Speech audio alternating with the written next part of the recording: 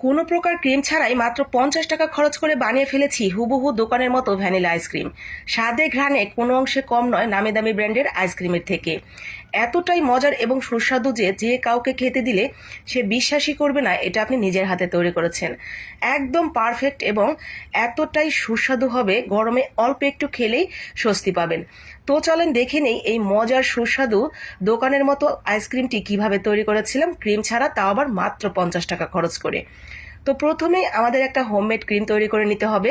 তার জন্য এখানে আমি আগে থেকে জাল করা গরুর দুধ নিয়েছি ½ লিটার। আমাদের মানিকগঞ্জে দুধের দাম সব সময় একটু কম। আমার এই দুধগুলো কেনা ছিল মাত্র 40 টাকা কেজি দরে। সেই ক্ষেত্রে 20 টাকার দুধ, আপনাদের ক্ষেত্রে হয়তো 30 টাকা বা 40 টাকা লাগতে পারে ½ কেজি দুধের জন্য। তারপরে এখানে আমি নিয়েছি কর্নফ্লাওয়ার 2 চামচ। 2 চামচ কর্নফ্লাওয়ার ½ কেজি দুধের জন্য যথেষ্ট। আপনারা যদি কেউ বেশি করে আইসক্রিম তৈরি করতে চান এই মেজারমেন্টেই তৈরি করে নেবেন। অল্প একটু দুধ দিয়ে 2 চামচ কর্নফ্লাওয়ার ভালো করে মিশিয়ে নিয়ে আমি পুরো দুধটার মধ্যে দিয়ে দিব। পুরো দুধটার মধ্যে যদি আমি 2 চামচ কর্নফ্লাওয়ার ছেড়ে দিই সেই ক্ষেত্রে মিশতে কিন্তু একটু প্রবলেম হতে পারে, গোটা গোটা থেকে যেতে পারে। তাই বাহির থেকে মিশিয়ে ঢেলে দিব। চুলাটা কিন্তু অফই আছে, চুলাটা অন করিনি। তারপরে দিয়ে দিচ্ছি এখানে 1 চামচের মতো কনডেন্স মিল্ক। আর এই কনডেন্স মিল্কও আমার বাসাতেই তৈরি করা নিজের হাতের।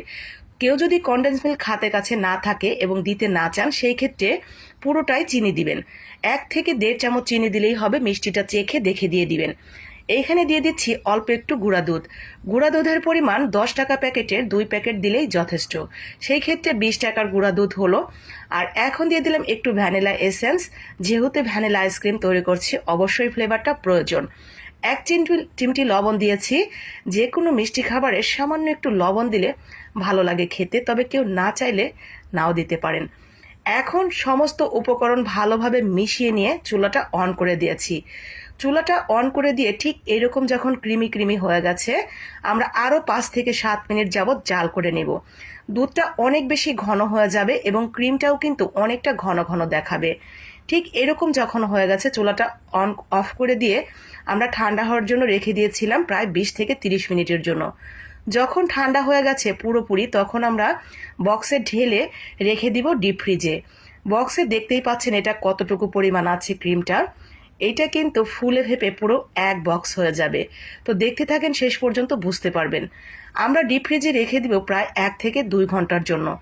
এটা আমাদের কিছুটা জমে জমে একটু ক্ষীর হয়ে যাবে, ঠিক এরকম করতে হবে। প্রচণ্ড ঠান্ডা হতে হবে। আরেকটু বেশি জমে গেলেও কিন্তু প্রবলেম নেই, তবে এরকম হলেও হয়ে যাবে। তো প্রচণ্ড ঠান্ডা হয়ে গেছে আর অনেকটা বেশি থকথকে হয়ে গেছে। এখন সেই ঠান্ডা ক্রিমটা আমরা বিট করে নিব।